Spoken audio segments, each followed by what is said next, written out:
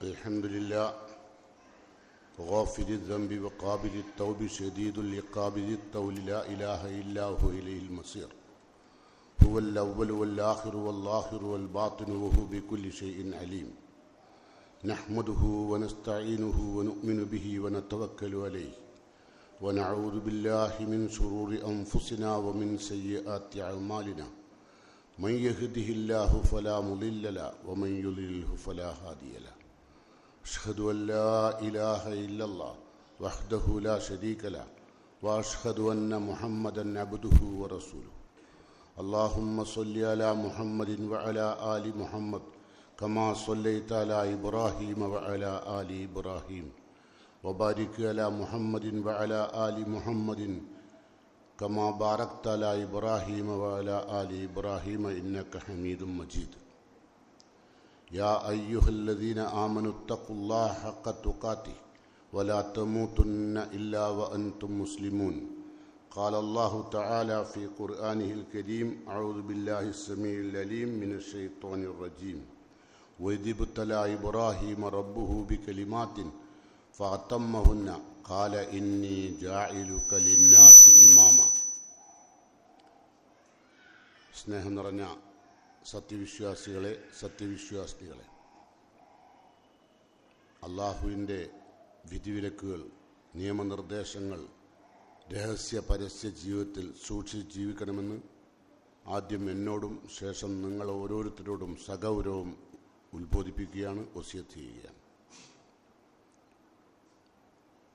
മുസ്ലിം ലോകം ഇന്നും ഇന്നലെയുമായി ബലിപെരുന്നാൾ ആഘോഷിക്കുകയാണ്. സമർപ്പണത്തിൻ്റെയും ത്യാഗത്തിൻ്റെയും പെരുന്നാളാണ് ബലിപെരുന്നാൾ. ലോകത്ത് മനുഷ്യബുദ്ധി കണ്ടെത്തിയ ലക്ഷക്കണക്കിന് ആഘോഷങ്ങളുണ്ട്. ആ ആഘോഷങ്ങളെല്ലാം തന്നെ ബുദ്ധിക്ക് ഹാനികരവും മൂല്യങ്ങളെ തകർത്തെറിയുന്നതുമാണ്.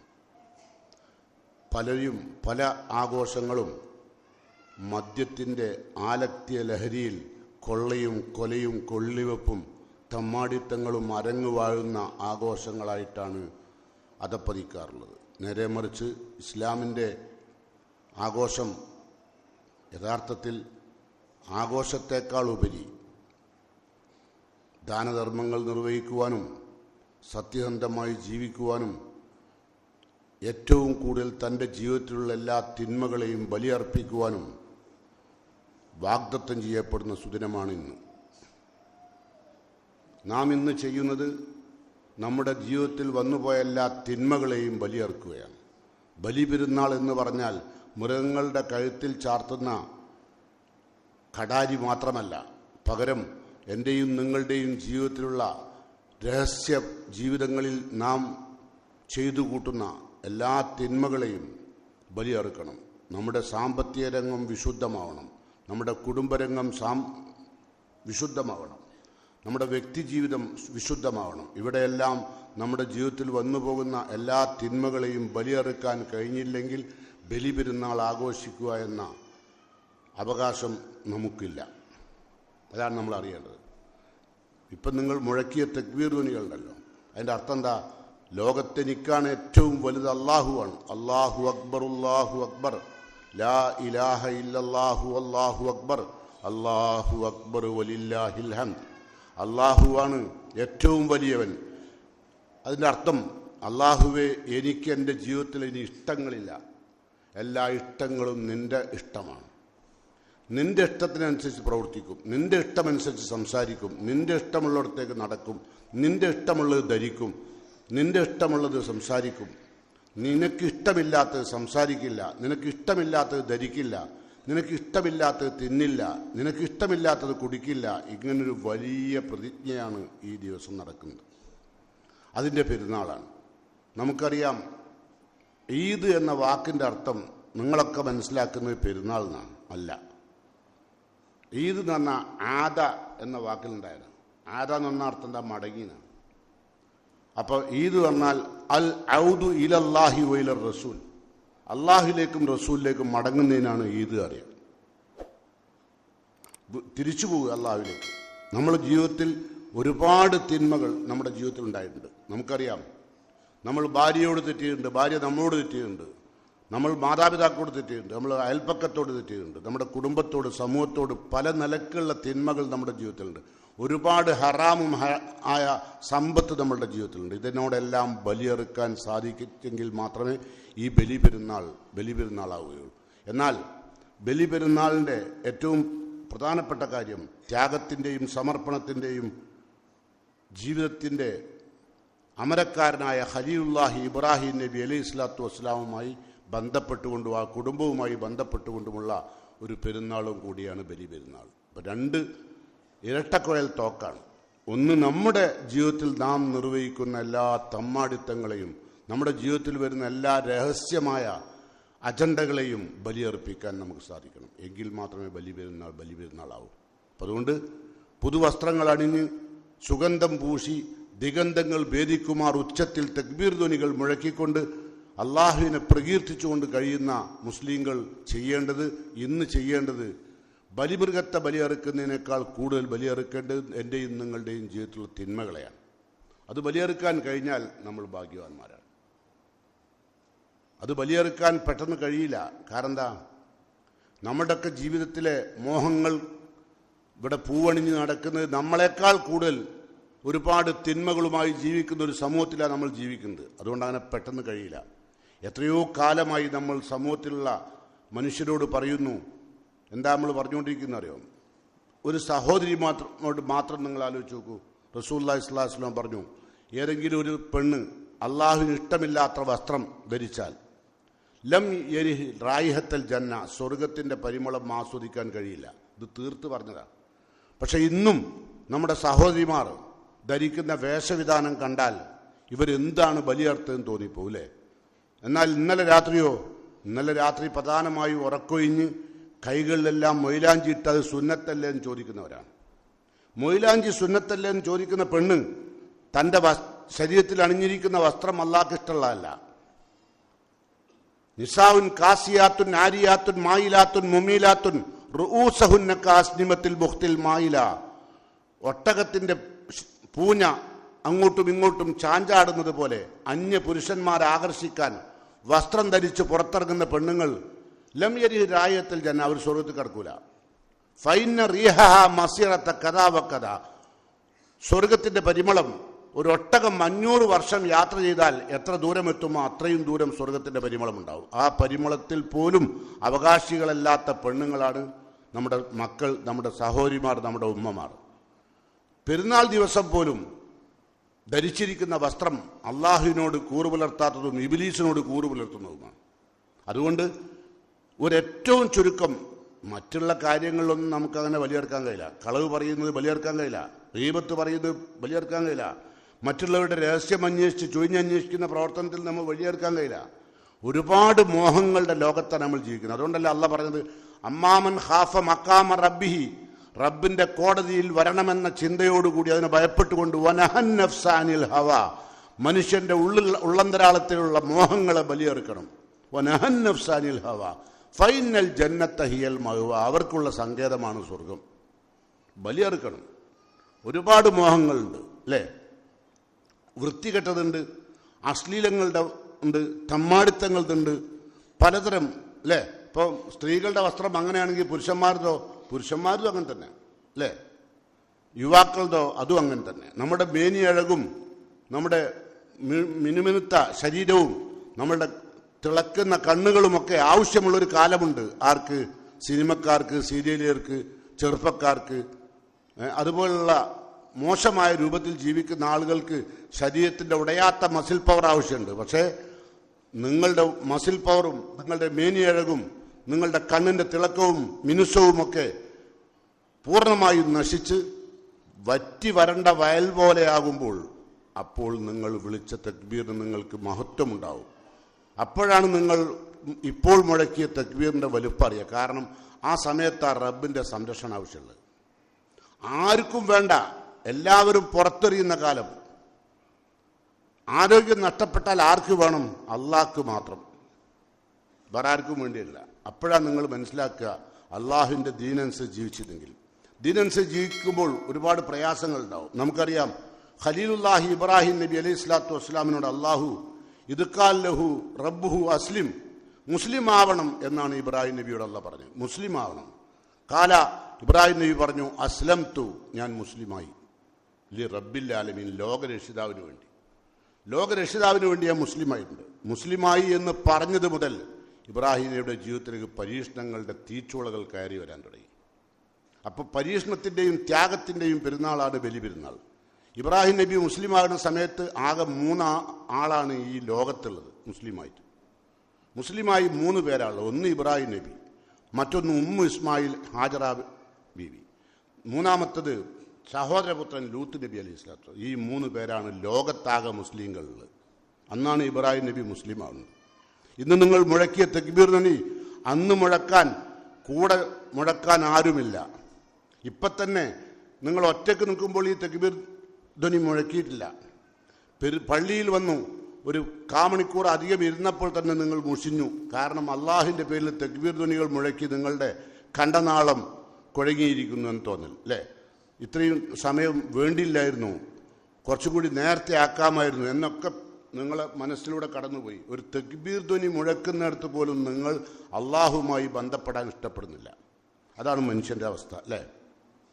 7:30 മണിയാക്കി നമുക്കൊരു 7 മണിക്ക് നടത്തിക്കൂടായിരുന്നോ? നമ്മൾ അത്രയും നേരത്തെ എത്തുന്നില്ലേ, സുബി അത്ര മുമ്പല്ലേ എന്നൊക്കെ പറഞ്ഞ ന്യായങ്ങൾ ഉണ്ടാവില്ലേ? പക്ഷേ എല്ലാവരെയും ഒന്നിപ്പിച്ച് നമുക്ക് മുന്നോട്ട് കൊണ്ടുപോകാൻ കഴിയണമെങ്കിൽ 7:30 മണി വരെ അവരുടെ കണ്ടനാളങ്ങളിൽ നിന്ന് വിണ്ണും വിഹായസും മുഖരിതമാകും വിധം അള്ളാഹുവിനെ വാഴ്ത്തി പുകഴ്ത്തുന്ന തക്ബീർ ധ്വനികൾ കൊണ്ട് ഹൃദയാന്തരാളം പ്രകമ്പനം കൊള്ളണം. അതിനുവേണ്ടിയാണ് ഈ പള്ളിയിൽ നാം ഒത്തുകൂടിയത്. ഇനി അള്ളാഹുവിന് വേണ്ടി നമുക്ക് അള്ളാഹുവിലേക്ക് മടങ്ങാം. ഒരു കാരണവശാലും നമ്മളുടെ ജീവിതത്തിൽ നമുക്ക് പ്രയാസങ്ങൾ, പരീക്ഷണങ്ങൾ വരുമ്പോൾ ഈ തക്ബീർ ധ്വനികളെ മുറുകെ പിടിക്കാൻ സാധിക്കണം. നമ്മുടെ ഗസയിലെ കുരിശിൻ്റെ മക്കൾ കഥനത്തിൻ്റെയും സങ്കടത്തിൻ്റെയും വേദനകളുടെയും രക്തത്തിൻ്റെയും മണവും ഗന്ധവുമായി ആയിരങ്ങൾ അള്ളാഹുവിലേക്ക് മടങ്ങി യാത്രയായി. ശത്രുക്കളുടെ കിരാതമായ അക്രമത്താൽ അല്ലേ? അള്ളാഹു കുരിശിൻ്റെ മക്കൾക്ക് ശാന്തിയും സമാധാനവും നൽകി അള്ളാഹു അനുഗ്രഹിക്കുമാറാകട്ടെ. നമ്മുടെ എല്ലാം ജീവിതത്തിൽ നാം പെരുന്നാൾ ആഘോഷിക്കുമ്പോൾ നമുക്ക് ബോംബിൻ്റെയോ അല്ലെങ്കിൽ മറ്റ് പ്രയാസങ്ങളോ നമ്മുടെ നേരെ വരുന്നില്ല. പക്ഷേ ഒരു ഭാഗത്ത് ചീറി വരുന്ന തോക്കും ഉണ്ടകളും ബോംബുകളും വർഷിക്കുന്ന ഒരു രാജ്യത്ത് ഈ തക്ബീർ ധ്വനികൾ മുഴക്കി ഇന്നലെ പെരുന്നാൾ ആഘോഷിച്ചു. അവരും നമ്മളെപ്പോലെ മുസ്ലിങ്ങളാണ്. ഏത് സമയത്തും മരണം മാടി വിളിക്കുന്ന ആ സ്ഥലത്ത് പെരുന്നാൾ ആഘോഷിച്ചു എന്ന് പറഞ്ഞാൽ നിങ്ങൾ ആലോചിച്ച് നോക്കൂ. ആയിരങ്ങൾ മറമാടപ്പെട്ട ഭൂമിയിലുള്ള ചെറിയ ചെറിയ പൈതം മക്കൾ റബ്ബിൻ്റെ നേരെ കൈയുയർത്തി പ്രാർത്ഥിക്കുകയാണ്. അള്ളാഹുവോടെ പ്രാർത്ഥന കബൂൽ ചെയ്യുമാറാകട്ടെ. ഖലീലുല്ലാഹി ഇബ്രാഹിം നബി അലൈഹി സ്വലാത്തു വസ്സലാമിൻ്റെ പരീക്ഷണങ്ങളെക്കുറിച്ച് ഖുർആൻ പറയുന്നു, വൈദിബുത്തലാ ഇബ്രാഹിമ റബ്ബുഹു ബികലിമാത്ത്. ഇബ്രാഹിം നബിയെ ചില കൽപ്പനകളാൽ അള്ളാഹു പരീക്ഷിച്ചു. ആ കൽപ്പനകളിലെല്ലാം ഫാത്തമ്മഹുന്ന, പൂർണ്ണമായി ഇബ്രാഹിം നബി വിജയിച്ചു. കാല അള്ളാഹു പറഞ്ഞു ഇബ്രാഹിം നബിയോട്, ഇന്നി ജാഇലുക ലിന്നാസി ഇമാമാ. ഇബ്രാഹിമെ, ലോക ജനതയ്ക്ക് മാതൃകായോഗ്യനായ നേതാവായി നാം നിന്നെ നിശ്ചയിച്ചിരുന്നു. ഇബ്രാഹിം നബിയെ ലോക ജനതയ്ക്ക്, മുസ്ലിങ്ങൾക്കല്ല. അപ്പോൾ ഒന്നാമത്തെ പരീക്ഷണം എന്താണെന്ന് വെച്ചാൽ, ഇബ്രാഹിം നബി അലൈഹി സ്വലാത്തു വസ്സലാമിൻ്റെ മുലകുടി മാറാത്ത ഇസ്മായിലിനെയും ഹാജറ ബീവിയെയും ഇബ്രാഹിം നബിയോട് നിർദ്ദേശിച്ചു, മരുപ്പച്ചയിൽ ഒരു തരി പോലും സസ്യലതാദികളില്ലാത്ത, ഒരു ആൾതാമസമില്ലാത്ത ഒരു സ്ഥലത്ത് താമസിപ്പിച്ചിട്ട് ഇബ്രാഹിം നബി പറഞ്ഞു, റബ്ബനാ ഇന്നി അസ്കൻതു ബിദുർരിയത്തി ബിവഗാദിൻ ഗൈരി ദി ദർ. ഒരു കൃഷിയിടവുമില്ലാത്ത മരുപ്പച്ചയിൽ, തീത്തുപ്പുന്ന മരുഭൂമിയിൽ അള്ളാഹുവെ ഞാൻ എൻ്റെ കുടുംബത്തെ താമസിപ്പിച്ചിരിക്കുകയാണ്. അത് പറഞ്ഞ് ഇബ്രാഹിം നബി അവിടെ അവരെ ആക്കിയിട്ട് തിരിച്ചു പോകുമ്പോൾ ഹാജറ ബീവി ചോദിച്ചു, എങ്ങോട്ടാണ് നിങ്ങൾ പോകുന്നത്? ഒരു തുള്ളി വെള്ളമില്ല. ഭർത്താവിനോടാണ് ചോദിക്കുന്നത്. ഒരു തുള്ളി വെള്ളമില്ല, ഒരു പച്ചപ്പില്ല, ഒന്നും തിന്നാനില്ല, കുടിക്കാനില്ലാത്ത ഈ സ്ഥലത്ത് ഞങ്ങളാക്കി നിങ്ങൾ എവിടേക്കാണ് പോകുന്നത്? ഒരു മറുപടിയും ഇബ്രാഹിം നബി പറഞ്ഞില്ല. 3 വട്ടം ഹാജറ ബീവി ഇബ്രാഹിം നബിയോട് ചോദിച്ചു, എങ്ങോട്ടാണ് പോകുന്നത്? മറുപടിയില്ല. അപ്പോൾ മൂന്നാമത്തെ വട്ടം ഹാജറ ബീവി ചോദിച്ചു, അല്ലാഹ് അമറക്ക ബിഹാദ, അള്ളാഹുവാണോ ഞങ്ങളവിടെ നിങ്ങളാക്കി പോകാൻ നിർദ്ദേശിച്ചത്? അപ്പോഴാണ് ഇബ്രാഹിം നബി പറഞ്ഞു, ഞാൻ അള്ളാഹുവിൻ്റെ കൽപ്പന പ്രകാരമാണ് ഞാൻ നിങ്ങളിവിടെ ആക്കിയത്. ഹാജറ ബീവി പറഞ്ഞു, ഇദൻ ലാ യുളയ്യഅന, എങ്കിൽ ഞങ്ങളെ അള്ളാഹു കുഴക്കൂല, വിഷമിപ്പിക്കുകയില്ല. നോക്കൂ നിങ്ങൾ, മരുപ്പച്ചയിൽ ഒരു മുലകുടി മാറാത്ത കുഞ്ഞിനെയുമായി, ഒരാൾപ്പാർപ്പില്ലാത്ത, ഒരു മനുഷ്യ ചലനമില്ലാത്ത, ഒരു സസ്യലതാദികൾ മുളച്ചിട്ടില്ലാത്ത ഒരു രാജ്യത്ത് തൻ്റെ ഭാര്യയെയും ഈ പൈതലിനെയും ആക്കിയിട്ട് അള്ളാഹുവിൻ്റെ കൽപ്പന പ്രകാരമാണ് ഇത് ചെയ്യുന്നതെന്ന് പറഞ്ഞപ്പോൾ ഹാജറ ബീവിൻ്റെ ഉള്ളിൽ നിന്ന് വന്ന മറുപടി കണ്ട നിങ്ങൾ, എങ്കിൽ ഒരു കുഴപ്പമില്ല ഉണ്ടോ? അങ്ങനെ പറയുമോ നമ്മളുടെ ഭാര്യ? നിങ്ങളൊന്നും ഒറ്റക്കോടെ ആക്കി പോയി നോക്കണം. ഒറ്റക്കോടിയും ആക്കണ്ട, ഒരു ലൈറ്റില്ലാത്ത പുരലാക്കിയാൽ മതി അല്ലേ, വേറൊന്നും വേണ്ട. ഒരു ഫാനില്ലാത്ത പുരലാക്കിയാൽ മതി, ജീവിക്കും ഞങ്ങളെ കൂടെ. അപ്പം നിങ്ങൾക്ക് അറിയാതെ നമ്മളെ കൂടെയുള്ള ഭാര്യ ആരാന്ന്, ഇബ്രാഹിം നബിൻ്റെ കൂടെയുള്ള ഭാര്യ ആരായിരുന്നു. അവിടെയാണ് സമർപ്പണം കേട്ടോ. അപ്പോൾ ആദ്യത്തെ പരീക്ഷണം അതായിരുന്നു. അപ്പോൾ ഏതായിരുന്നാലും നമുക്ക് ഈ ദിവസത്തിൽ മുഹമ്മദ് മുസ്തഫ സല്ലല്ലാഹു അലൈഹി വസല്ലം നടത്തിയ ഒരു പ്രസംഗം കൂടി കേൾക്കാം, ഒരു ചെറിയ സമയം മാത്രം. നബി സല്ലല്ലാഹു അലൈഹി വസല്ലം ഖുത്ബത്തുൽ വിദാ അഥവാ വിടവാങ്ങൽ പ്രസംഗം, ഹജ്ജത്തുൽ വിദാ എന്ന് പറയുന്ന ആ പ്രസംഗത്തിൽ ലക്ഷോപലക്ഷം സഹാബ കിറാമുകൾ അഭിസംബോധന ചെയ്തുകൊണ്ട് റസൂലുള്ള ചോദിച്ചു അവരോട്, അയ്യു യൗമിൻ ഹാദ, അറഫയിൽ വെച്ച ചോദ്യം, അയ്യു യൗമിൻ ഹാദ, ഇതേതാ ദിവസം? കാലു, അവർ പറഞ്ഞു, യൗമുൻ ഹറാം, പവിത്രമായ ദിവസമാണ്. അയ്യു ബലദിൻ ഹാദ, ഇതേതാണ് രാജ്യം? കാലു, അവർ പറഞ്ഞു, ബലദുൻ ഹറാം, പവിത്രമായ രാജ്യമാണ്. അയ്യു ഷഹ്റിൻ ഹാദ, ഇതേതാ മാസം? സഹാബത്ത് പറഞ്ഞു, ഷഹ്റുൻ ഹറാം, പവിത്രമായ മാസം. ഇനിയാണ് കേൾക്കേണ്ടത്. ഈ ചോദ്യങ്ങൾ നബി സല്ലല്ലാഹു അലൈഹി വസല്ലം ഹജ്ജത്തുൽ വിദായിൽ വെച്ച് ലക്ഷോപലക്ഷം സഹാബ കിറാമുകളെ മുൻനിർത്തിക്കൊണ്ട് ചോദിച്ചിട്ട് പറഞ്ഞു, ഇന്ന ദിമാഅക്കും വ അംവാലക്കും വ അറാലക്കും അലൈക്കും ഹറാമുൻ കഹുർമത്തി യൗമിക്കും ഹാദാ ഫി ബലദിക്കും ഹാദാ ഫി ഷഹരിക്കും ഹാദാ. റസൂലുള്ളാഹിന്റെ മറുപടി പറഞ്ഞാൽ, ഇന്ന ദിമാഅക്കും, തീർച്ചയായും നിങ്ങളുടെ രക്തം, വ അംവാലക്കും, നിങ്ങളുടെ സമ്പത്ത്, വ അറാലക്കും, നിങ്ങളുടെ അഭിമാനം, ഹറാമുൻ, അത് പവിത്രമാണ്. രക്തം, സമ്പത്ത്, അഭിമാനം പവിത്രമാണ്, സൂക്ഷിക്കണം കേട്ടോ. ആദ്യത്തെ നിർദ്ദേശം എന്താണ്? രക്തം അല്ലേ? നമ്മുടെ രാജ്യത്ത് എത്ര കൊലപാതകങ്ങളാണ്, എത്ര പെൺകുട്ടികളെയാണ് കൊന്നു തീർക്കുന്നത് അല്ലേ? മതത്തിൻ്റെ പേരിൽ, രാഷ്ട്രീയത്തിൻ്റെ പേരിൽ അല്ലേ? സമൂഹത്തിൽ എത്ര മാത്രം രക്തച്ചൊരിച്ചിലുകൾ ഉണ്ടാകുന്നു. റസൂലുള്ളാഹി സ്വല്ലല്ലാഹു അലൈഹി വസല്ലം 14 നൂറ്റാണ്ട് മുമ്പ് ഹജ്ജത്തുൽ വിദായിൽ വെച്ച് മുസ്ലിം ഉമ്മത്തിന് കൊടുത്ത വിശ്വപ്രസിദ്ധമായ ഖുത്ബയാണത്. ആ പ്രസംഗം നിങ്ങൾ ആലോചിച്ച് നോക്കൂ. ലോകത്ത് നടക്കാനിരിക്കുന്ന മുഴുവൻ അപകടങ്ങളെയും ചൂണ്ടിക്കൊണ്ട സംസാരം. ഇന്ന ദിമാഅക്കും വ അംവാലക്കും വ അറാലക്കും, നിങ്ങളുടെ അഭിമാനം, നിങ്ങളുടെ സമ്പത്ത്, നിങ്ങളുടെ രക്തം പാവനമാണ്, അത് കവരരുത്, ചോരരുത്. എന്നിട്ട് റസൂലുള്ള പറഞ്ഞെന്താ അറിയോ? അവ്വലുമായി യുക്ലാ ബൈനന്നാസ് ബിദ്ദിമാ, പരലോകത്ത് ആദ്യമായി ചോദ്യം ചെയ്യപ്പെടുക ഏതൊരു മനുഷ്യൻ്റെ രക്തമാണോ ചിന്തിയത്, ആ രക്തം ചിന്തിയതിനെ പറ്റിയാണ് ആദ്യ ചോദ്യം. അപ്പൊ കൊലപാതകങ്ങൾ നടത്തുന്ന ആളുകൾ ആലോചിക്കുക, റബ്ബിന്റെ കോടതിയിൽ ആദ്യത്തെ ചോദ്യം, വിധി കൽപ്പിക്കപ്പെടുന്ന വിഷയം കൊലപാതകമാണ്, രക്തച്ചൊരിച്ചിലാണ്. ആരെയും കൊല്ലാൻ പാടില്ല. മുസ്ലിങ്ങളെ മാത്രമല്ല, മുസ്ലിങ്ങളെ ചീത്ത പറയുന്നത് പോലും തമ്മാടിത്തമാണ്. റസൂലുള്ള പറയും, സിബാബുൽ മുസ്ലിം ഫുസൂഖ് വ ഖിതാലുഹു കുഫർ, മുസ്ലിമിനെ കൊല്ലൽ കുഫറാണ്, മുസ്ലിമിനെ ചീത്ത പറയൽ തമ്മാടിത്തമാണ്, അള്ളാഹു പൊറുക്കൂല. എന്നാൽ മുസ്ലിം സൊസൈറ്റിയിൽ ജീവിക്കുന്ന അമുസ്ലിങ്ങളുടെ രക്തമോ മുസ്ലിങ്ങൾ ചിന്താൻ പറ്റുമോ? ഇല്ല. റസൂലുള്ള പറയാണ്, മൻ ഖതല മുആഹിദൻ, ഒരു മുസ്ലിം സൊസൈറ്റിയിൽ ജീവിക്കുന്ന ഒരു അമുസ്ലിമിനെ ഒരാൾ വധിച്ചാൽ, ലം യരിഹ് റായിഹത്തൽ ജന്ന, അവനും സ്വർഗത്തിൻ്റെ വാസന പോലും കിട്ടൂല. ആരെ? ഒരു അമുസ്ലിമിനെ. എന്താ നിങ്ങൾ ആലോചിച്ച് നോക്കുന്നത്? മുസ്ലിമിനല്ല, അമുസ്ലിമിനെ കൊല്ലാൻ പാടില്ല. രക്തച്ചൊരിച്ചിലുകൾ ഇസ്ലാം അനുവദിക്കുന്നില്ല. അതുകൊണ്ട് രണ്ടാമത്തെ കാര്യം എന്താ? ഇന്ന ദിമാഅക്കും, നിങ്ങളുടെ സമ്പത്ത് പാവനമാണ്, രക്തം പാവനമാണ്. ആ രക്തം ചൊരിഞ്ഞാൽ ആദ്യമായി ചോദ്യം ചെയ്യപ്പെടുക പരലോകത്ത് രക്തച്ചൊരിച്ചിലിനെ പറ്റിയാണ്. അത് ആരുതായത്? ഇവിടെ നമ്മൾ സ്വന്തം മക്കളെ ബാപ്പനെ കൊല്ലുന്നു, ബാപ്പ മക്കളെ കൊല്ലുന്നു അല്ലേ? നാട് എത്രമാത്രം മോശപ്പെട്ടു, മുസ്ലിങ്ങൾ എത്രമാത്രം ഉന്നതരായിരിക്കണം. എന്താ നബിയുടെ സന്ദേശം? നിങ്ങളുടെ രക്തം പാവനമാണ്, അംവാലക്കും, നിങ്ങളുടെ സമ്പത്ത് പാവനമാണ്, അവിടെയും നമുക്ക് ഒരുപാട് അപകടങ്ങളില്ലേ? ഹലാലും ഹറാമും നോക്കാതെ എത്ര പണമാണ് വാരിക്കൂട്ടിയത് അല്ലേ? എത്ര ആളുകളുടെ സ്വത്താണ് വാരിക്കൂട്ടിയത് നോക്കൂ നിങ്ങൾ. റസൂലുള്ള പറയാണ്, മനിഖ്തത ഹഖും ലി മുസ്ലിം, ഒരു മുസ്ലിമായ മനുഷ്യന്റെ അവകാശം ആരെങ്കിലും പിടിച്ചെടുത്താൽ ഔജബല്ലാഹു ലഹു നാർ, നരകം അവന് നിർബന്ധ. അങ്ങനെ ഇപ്പം നമ്മളുടെയൊക്കെ കയ്യിൽ ഒരുപാട് സ്വത്തുണ്ടാവും. കണ്ട പീഡിയ മുറികൾ മുഴുവൻ മറ്റോൻ്റെ ആയിരിക്കും. അതൊക്കെ ഇപ്പോൾ കൈമിൽ വെച്ചിട്ട് മേൽവാടക കൊടുത്തിട്ട് സുഖമായിട്ട് പുരേ കിടന്ന് ഉറങ്ങുക അല്ലേ? ചെറിയ വാടകയ്ക്ക് വാങ്ങി വെക്കുക, കുറച്ച് കാലം ഉപയോഗിച്ച് കഴിഞ്ഞാൽ പിന്നെ മൂപ്പര് മേൽവാടക കൊടുത്തിട്ട് മൂപ്പര് പുരേ കുത്തിരിക്കുക. എന്നിട്ട് എന്താ പറഞ്ഞത്? ഇതൊക്കെ നാടിൻ്റെ സംസ്കാരമാണ് മൂലം, ഇങ്ങൾക്കാതൊന്നും അറിയില്ല.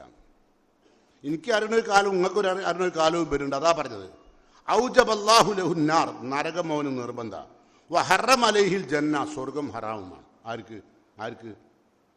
അന്യായമായി ഒരാളുടെ സമ്പത്ത് പിടിച്ചെടുത്താൽ കേട്ടോ. അപ്പം അതുകൊണ്ട് സൂക്ഷിക്കുക. ഒരു കാരണവശാലും നമ്മുടെ ജീവിതത്തിൽ നമ്മൾ അന്യായമായ സമ്പത്ത് പിടിച്ചെടുക്കരുത്. റസൂലുള്ള പറയുകയാണ്, മൻ അഖദ മിനൽ അർളി ശിബ്റൻ ബിഗൈരി ഹഖി, അന്യായമായി ഒരു ചാൺ ഭൂമി നിങ്ങൾ പിടിച്ചെടുത്താൽ ഖുസിഫ ലഹു യൗമൽ ഖിയാമത്തി ഇലാ സബി അർളിൻ, 7 ഭൂമിക്കടിയിലേക്ക് നാളെ പരലോകത്ത് നരകത്തിൻ്റെ 7ാമത്തെ തട്ടിലേക്ക് താഴ്ത്തപ്പെടും. അപ്പോഴാണ് മൗലവി ഇതൊക്കെ കച്ചവടത്തിൻ്റെ ചില വ്യവസ്ഥകളാണ് എന്ന് അവിടെ നിങ്ങൾ പറയുമോ നോക്കുക. എല്ലാം കൊടുത്തു തീർക്കണേ, ബലി ഇറക്കണേ. അള്ളാഹു ഹറാമാക്കിയ മുതൽ സമ്പാദിച്ചിട്ടുണ്ടെങ്കിൽ കൊടുത്തു തീർത്താളി. പ്രിയപ്പെട്ടവരെ വേദനിപ്പിച്ചിട്ടുണ്ടെങ്കിൽ മാപ്പ് ചോദിച്ചാളി. ഭാര്യമാരെ വേദനിപ്പിച്ചിട്ടുണ്ടെങ്കിൽ മാപ്പ് ചോദിക്കണം. ഭർത്താവോ? അതെ, ഭർത്താവ് എന്താ മാപ്പ് ചോദിച്ചാൽ? മാപ്പ് ആർക്കും ചോദിക്കുക അല്ലേ? ചോദിക്കുമോ നമ്മൾ? ഇല്ല. എത്രയോ പ്രാവശ്യം നമ്മുടെ ഭാര്യ നമ്മളുടെ കാരണത്താൽ തലയിണയിൽ തലയമർത്തി ആ തലയിണ മുഴുവനും നനയുമാറി കരഞ്ഞിട്ടുണ്ട്. അതിൻ്റെ ഒന്നും സങ്കടം നാളെ നിങ്ങൾ വിചാരിക്കണം. ഇതൊക്കെ ഇന്ന് വലിയർത്താൽ നിങ്ങളമ്മ നിങ്ങളുടെ പേരിൽ നെഞ്ഞത്തടിച്ചിട്ട് കരഞ്ഞിട്ടുണ്ട്. ഓ എൻ്റെ മോനെ, എന്നോട് നീ ഇങ്ങനെ ചെയ്തല്ലോ, നീ വെറുതെ തെക്ബീർ ചൊല്ലിയിട്ടോ പുതിയ കുപ്പായം മാറ്റിയിട്ടോ സൂസ് ഓട്ടിയിട്ടോ ഒരു കാര്യമില്ല കേട്ടോ. നല്ലോണം സൂക്ഷിച്ചോ. ബലിയെറുക്കണം, തിന്മകളെ ബലിയെറുക്കാൻ പഠിക്കണം. അപ്പം അതുകൊണ്ട് നമുക്ക് നോക്കാം. ഇപ്പം എന്താ പറഞ്ഞത്? റസൂലുള്ള പറഞ്ഞ സമ്പത്തിനെ നമ്മൾ പറഞ്ഞു അല്ലേ? സമ്പത്ത് ഹറാമായത് എടുക്കരുത്. അതെടുത്താൽ നാളെ നരകത്തിൽ 7 ഭൂമിക്കടിയിലേക്ക് പോകും. ഇനിയോ, ഇന്ന ദിമാക്കും അംവാലക്കും ആറാലക്കും, നിങ്ങളുടെ അഭിമാനം പാവനമാണ്. റസൂലുള്ള പറയാണ്, മൻ സത്ര മൂമിനൻ സത്ര അല്ലാഹു യൗമൽ ഖിയാമ, ഒരു മൂമിനായ മനുഷ്യൻ്റെ ന്യൂനതകൾ നമ്മൾ മറച്ചു വെച്ചാൽ സത്ര അല്ലാഹു മറച്ചു വെക്കും. എന്ത്? നമ്മളുടെ ന്യൂനത പരലോകത്ത് അറിയിക്കൂല. മനസ്സിലായോ? അപ്പം അത് അഭിമാനച്ചോരനാണ്. മറ്റുള്ളവരുടെ അഭിമാനം ചോരരുത്, മറ്റുള്ളവരുടെ രഹസ്യങ്ങൾ ചുഴിഞ്ഞന്വേഷിച്ച് പ്രചരിപ്പിക്കരുത്. അത് അഭിമാനച്ചോരനാണ്. അതുകൊണ്ടാണ് ഒരു വിശ്വാസിയുടെ ന്യൂനതകൾ നിങ്ങൾ മറച്ചു വെച്ചാൽ നാളെ പരലോകത്ത് അള്ളാഹു നിങ്ങളുടെ ജീവിതത്തിൽ വന്നുപോയ ജീവിതത്തിൽ വന്നുപോയ എല്ലാ തെറ്റുകളും അള്ള മറച്ചു വെക്കും. ഇനി എന്താ വേണ്ടത്? അപ്പം പള്ളിയിൽ നിന്ന് അങ്ങോട്ട് ഇറങ്ങിയാൽ ആരെയും പറ്റി നിങ്ങൾ അഭിമാനച്ചോരം നടത്തണ്ട കേട്ടോ. അപ്പോൾ ലാ തത്തബിയു ഔറാത്തിയും, മനുഷ്യരുടെ ഔറത്തുകൾ ന്യൂനതകൾ തെരഞ്ഞു പിടിച്ച് നടക്കണ്ട, കുറ്റകരമാണ്, അള്ളാഹു ശിക്ഷിക്കും. അതൊക്കെ റസൂലുള്ള വിശ്വോത്തരമായ ആ പ്രസംഗത്തിൽ അള്ളാൻ്റെ റസൂൽ 14 നൂറ്റാണ്ട് മുമ്പ് മുസ്ലിങ്ങൾക്ക് നൽകിയ നിർദ്ദേശമാണ്. മറ്റൊരു നിർദ്ദേശം കൂടി നമുക്ക് കേൾക്കാം. ഇത്തഖുല്ലാഹ ഫിൻ നിസാ, സ്ത്രീകളുടെ വിഷയത്തിൽ നിങ്ങൾ അള്ളാഹനെ സൂക്ഷിക്കണം കേട്ടോ. പ്രത്യേകം പറയാണ്. കാരണം എന്താ അറിയോ? സ്ത്രീകളുടെ വിഷയത്തിൽ നിങ്ങൾ അള്ളാഹനെ സൂക്ഷിക്കും. 2 നിലക്കാണ്. ഒന്ന്, നാട്ടിൽ നടക്കുന്ന പെൺകുട്ടികൾ കാരണത്താൽ, അവരുടെ വസ്ത്രധാരണം കാരണത്താൽ യുവാക്കളായ ആളുകൾ വഴികെട്ടുപോകും ഇല്ലേ? ഒരു പ്രത്യേക കാലയളവ് അതാണ്ടാകുക. അതുകൊണ്ട് പ്രത്യേകം ശ്രദ്ധിക്കുക. സ്ത്രീകളുടെ വിഷയത്തിൽ നിങ്ങൾ അള്ളാഹനെ സൂക്ഷിക്കണം. അള്ളാഹനെ സൂക്ഷിക്കേണ്ടത് കൽബിലാണ് വരേണ്ടത്. അതിനെന്ത് വേണം? അള്ളാഹിൻ്റെ ഖുർആൻ പറഞ്ഞത്, കുല്ലിൽ മുഅ്മിനാത്ത് മുഅ്മിനീന യഗുല്ലൂ മിൻ അബ്സാരിഹിം, വിശ്വാസികളോട് പറഞ്ഞേക്കും അവരുടെ കണ്ണുകൾ താഴ്ത്തണം. കണ്ണുകളിൽ നിന്നാണ് തുടക്കം. അതുകൊണ്ടാണ് റസൂലുള്ള പറഞ്ഞത്, അൽ ഐനാനി, 2 കണ്ണുകൾ, സിനാഹുമ, അവ 2 കണ്ണുകൾക്ക് വ്യഭിചാരമുണ്ട്. അന്നെളിർ, നോട്ടം ഉണ്ടോ? അതിന് നിങ്ങളെന്താ പറയുന്നത്? വായ്നോട്ടം. നിർത്തണം, ബലിയെടുക്കണം. സാധിക്കുമോ? പെരുന്നാളിൻ്റെ അന്ന് തന്നെ ഇപ്പം ഇന്നലെ രാത്രിയൊക്കെ കംപ്ലീറ്റ് 24 മണിക്കൂറും വീഡിയോ കോളും ചെയ്ത് എല്ലാ തമ്മാടത്തും കഴിഞ്ഞിട്ടായിരിക്കും ഇന്ന് ഇവിടെ വലിയ പുതിയ കുപ്പായും ഡൗസറൊക്കെ ഇട്ട് വന്ന് തക്ബീർ ഉണ്ടാകുക. ബലി കൊടുക്കണം. മനസ്സിലുള്ള ദുർമോഹങ്ങളെ ബലിയെടുക്കാതെ ബലി പെരുന്നാൾ ആഘോഷിക്കരുത്. നിങ്ങൾ കേട്ട് പുറത്തിറങ്ങി തന്നെ ഈദ് മുബാറക്ക് അത് കെട്ടിപ്പിടിച്ച് മറ്റോടെ കണ്ണട പൊട്ടിക്കേണ്ട കേട്ടോ. അതിലൊന്നും വലിയ കാര്യമില്ലാത്ത ജാടകളാണ്. തക്കബ്ബലല്ലാഹു മിന്ന വ മിൻകും അല്ലേ, അത് ഭയങ്കര അയക്കലാണ്. അള്ളാഹു സ്വീകരിക്കട്ടെ എന്നല്ലേ. തക്കബ്ബലല്ലാഹു മിന്ന വ മിൻകും, നിങ്ങളിൽ നിന്നും ഞങ്ങളിൽ നിന്നും അള്ളാഹു ഞങ്ങൾ ബലി അർപ്പിച്ച എല്ലാ തിന്മകളും അള്ളാഹു സ്വീകരിക്കുമാറാകട്ടെ. അല്ല അതന്നെ അർത്ഥം. പക്ഷെ ആ അർത്ഥത്തിലാണോ നിങ്ങൾ പറയുന്നത്? അല്ല. നിങ്ങൾ വെറുതെ ഒരു നല്ല അതിൽ ആ തക്ബീറൊക്കെ നല്ല അറബികളൊക്കെ നന്നായിട്ട് ഈണത്തിൽ ചൊല്ലിയ തക്ബീർ ഉണ്ടാവല്ലോ, അല്ലാഹു അതിൻ്റെ കൂടെ അത് ഇടുക അല്ലേ. അപ്പോൾ നിങ്ങൾക്ക് ഇതിങ്ങനെ കേൾക്കുമ്പോൾ അത് കൂട്ടുകാരന് ഫോർവേഡ് ചെയ്യുക. എല്ലാവർക്കും 24 മണിക്കൂർ ഇപ്പോൾ പണി ഫോർവേഡ് ചെയ്യല, വേറെ നിവൃത്തിയില്ല.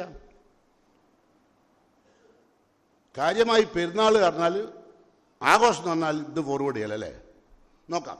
അപ്പം അതുകൊണ്ട് നിങ്ങൾ എന്ത് വേണം, സ്ത്രീകളുടെ കാര്യത്തിൽ നിങ്ങൾ ശ്രദ്ധിക്കണം. ഒരു സ്ത്രീകളുടെ കാര്യം, വിവാഹം കഴിക്കാത്ത ആണും പെണ്ണുങ്ങളുടെ കാര്യത്തിൽ ശ്രദ്ധിക്കണം. റസൂൽ എന്താ പറഞ്ഞറിയോ? ഒത്തക്കുന്നിസാ, സ്ത്രീകളെ നിങ്ങൾ സൂക്ഷിക്കണം. ഒത്തക്കു ദുനിയ, സമ്പത്തിനെയും സൂക്ഷിക്കണം. ദുനിയാവിനെയും സൂക്ഷിക്കണം, നരകം ഉറപ്പാവും. പെണ്ണുങ്ങളെ സൂക്ഷിക്കണം, രണ്ടും നരകത്തിലേക്ക് എത്തിക്കും. അതുകൊണ്ട് സൂക്ഷിച്ചോളി കേട്ടോ. ഇപ്പോൾ ബലി പെരുന്നാളിൻ്റെ സന്ദേശം നിലനിൽക്ക് നമ്മൾ ബലിയെറുക്കുകയാണ്. നമ്മുടെ എല്ലാ തിന്മയാർന്ന മോശമായ എല്ലാ ആഗ്രഹങ്ങളെയും ബലിയെറുത്തിട്ട് ഇന്ന് പള്ളിയിൽ നിന്ന് പുറത്തിറങ്ങാവും കേട്ടോ. അതുപോലെ തന്നെ റസൂലുള്ളാഹിൻ്റെ ഒരു ഉപദേശം കേട്ടങ്ങൾ ആ ഖുത്ബത്തുൽ വിദായിലെ, അലാ അറിയണം സഹോദരന്മാരെ, സഹാബാക്കളെ നിങ്ങൾ അറിയണം, വസ്തൗസു ബിന്നിസായി ഖൈറ, ഭാര്യമാരോട് ഏറ്റവും നന്നായി പെരുമാറണം. അങ്ങനെ അവസാനത്തെ ഉപദേശമാണ്. നമ്മളൊക്കെ എന്താ പറഞ്ഞത്? സ്ത്രീകളെ അടിച്ചമർത്തുകയാണ് മുസ്ലിങ്ങൾ. അല്ല, ബലി പെരുന്നാളിൻ്റെ ദിവസത്തിൽ പോലും ഭാര്യമാരോട് നന്നായി പെരുമാറണം. നാട്ടിലുള്ള മുഴുവൻ പെണ്ണുങ്ങളോട് നമ്മൾ നന്നായി പെരുമാറും അല്ലേ. നമ്മളത് അല്ലാത്തൊരു പെണ്ണുങ്ങളെ കണ്ടാൽ എന്താ നമ്മളെ സലാമും വർത്താനൊക്കെ, റബ്ബേ ഒഴുകിപ്പോകുന്ന വെള്ളം കേട്ടുന്നു പോകും. ഇത്ര നല്ല മനുഷ്യനോ അല്ലേ.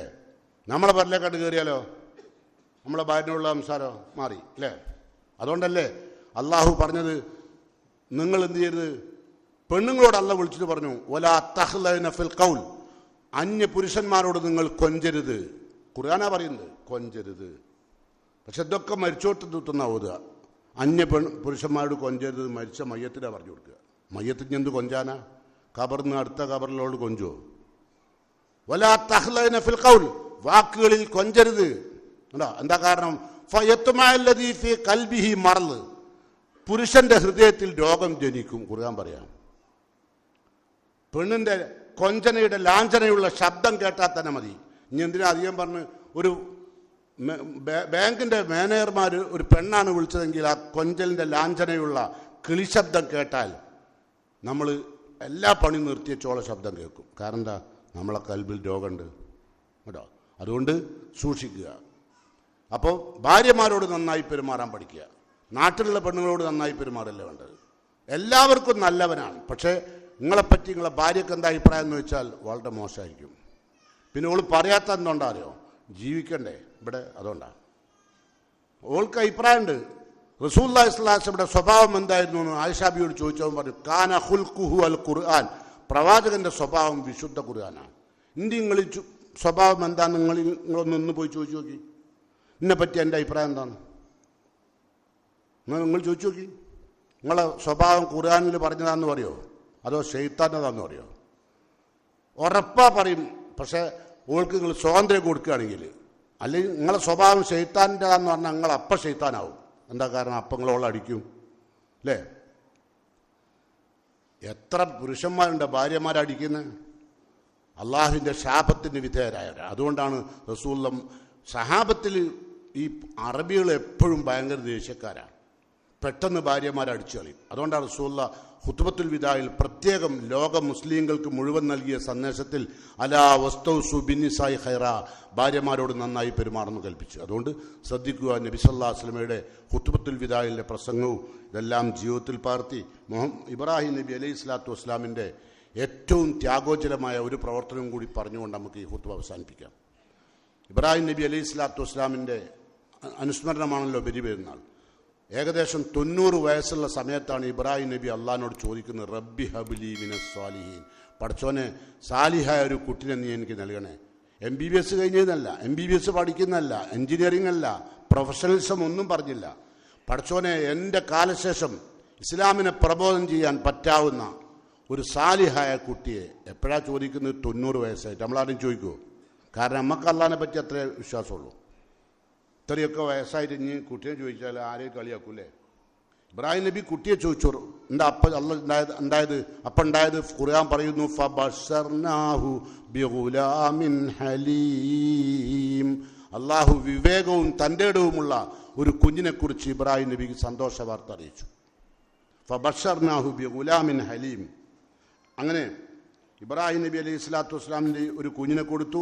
ആ കുഞ്ഞ് ഇബ്രാഹിം നബിയോടൊപ്പം ജോലി ചെയ്യാനും ഇബ്രാഹിം നബിയെ സഹായിക്കാനും പ്രാപ്തനായപ്പോൾ ഖുർആൻ പറയാണ്, ഫലമ്മാ ബലഗ മഅഹു സഅയ, തന്നോടൊപ്പം ജോലി ചെയ്യാനും പ്രബോധന രംഗത്ത് പ്രവർത്തിക്കുവാനുമൊക്കെ ഒരു ചെറിയ പ്രായം വിട്ടപ്പോൾ ഇബ്രാഹിം നബിയോട് അല്ലാഹ് പറഞ്ഞു, എൻ്റെ മോനെ നീ അറുക്കണം.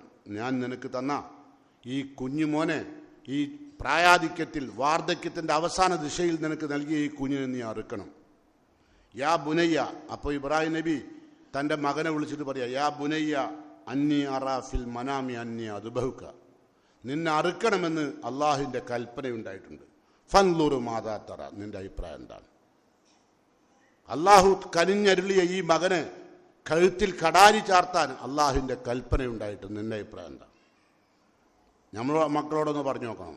നമ്മൾ പോത്തിനെ വാങ്ങാൻ നമുക്ക് എളുപ്പമാണ്, ഏഴാൾ കൂടാൻ എളുപ്പമാണ്, ഷെയർ കൂടാൻ എളുപ്പമാണ്. പക്ഷേ നിങ്ങളെ വീട്ടിലുള്ളൊരു മകനെ അത് അള്ളാഹു നരബലി മനുഷ്യൻ്റെ നരബലി പുണ്യകർമ്മമായി ഇസ്ലാം നിശ്ചയിച്ചിട്ടില്ല. അതുകൊണ്ടാണ്.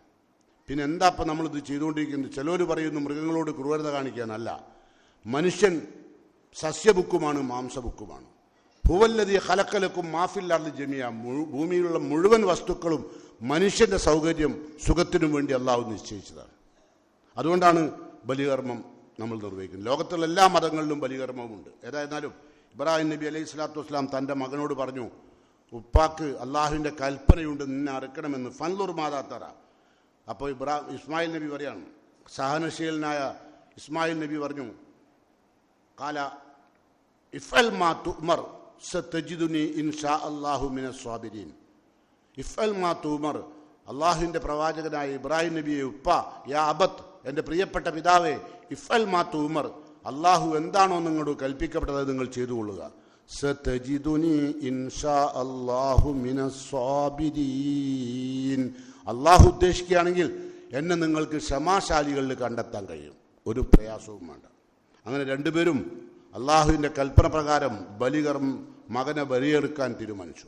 മിനാ മൈതാനത്ത് നമുക്കറിയാം ഒരു പ്രത്യേക സ്ഥലമുണ്ട് അവിടെ, അല്ലേ? ഇപ്പോൾ പോയവർക്കൊക്കെ അറിയാം. ഇസ്മായിൽ നബി ഇബ്രാഹിം നബി കെടുത്തിയ സ്ഥലത്തൊരു അടയാളപ്പെടുത്തിയിരുന്നില്ലേ? കണ്ടില്ലേ?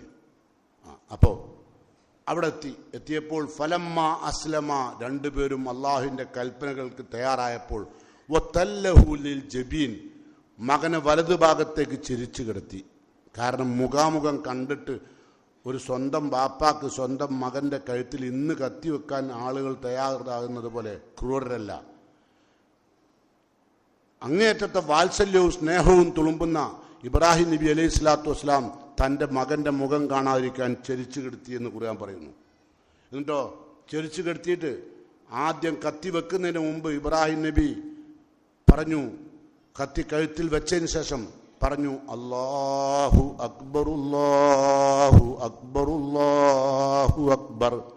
ചെരിഞ്ഞു കിടക്കുന്ന ഇസ്മായിൽ നബി പറഞ്ഞു, ലാ ഇലാഹ ഇല്ലല്ലാഹു അല്ലാഹു അക്ബർ.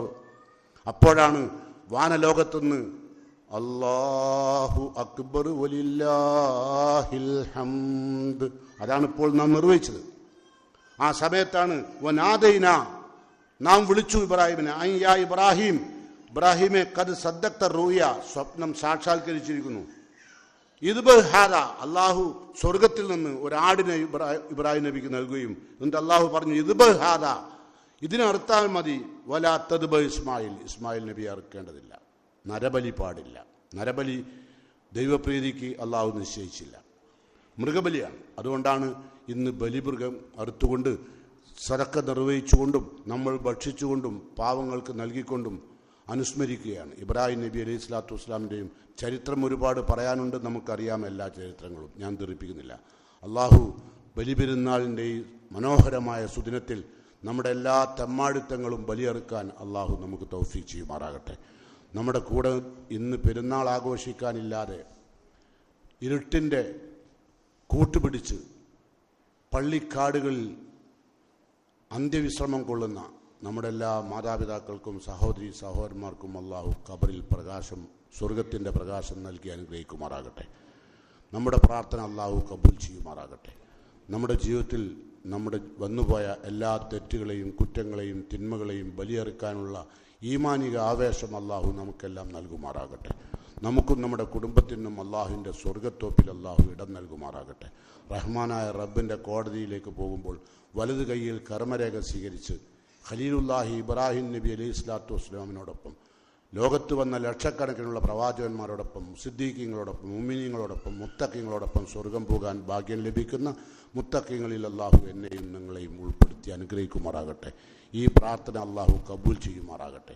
അള്ളാഹു മൗഫിലിൽ മുഅ്മിന വൽ മുഅ്മിനാത്ത് അൽ മുസ്ലിമീന വൽ മുസ്ലിമാത്ത് അല്ലാഹിയായി മിൻഹും വൽ അംവാത്ത് ഇന്നക മുജീബു ദഅവാതി യാ ഖാലിൽ ഹാജാത്ത് ربنا تقبل منا إنك أنت السميع الدعاء وتب علينا إنك أنت التواب الرحيم اللهم أعز الإسلام والمسلمين وأذل الشرك والمشركين اللهم أعز الإسلام والمسلمين وأذل الشرك والمشركين اللهم أعز الإسلام والمسلمين وأذل الشرك والمشركين ربنا تقبل منا إنك أنت السميع الدعاء وتب علينا إنك أنت التواب الرحيم آمين برحمتك يا رب.